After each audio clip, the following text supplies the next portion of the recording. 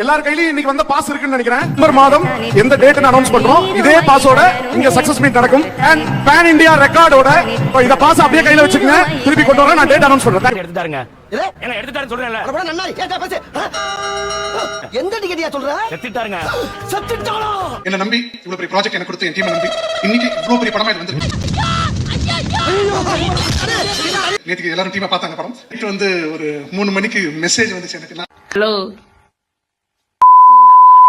நறுக்கி எறிஞ்சு புடுவேண்டி. அது கேட்டபோது எனக்கு மிகப்பெரிய சந்தோஷத்தை கொடுத்துச்சு.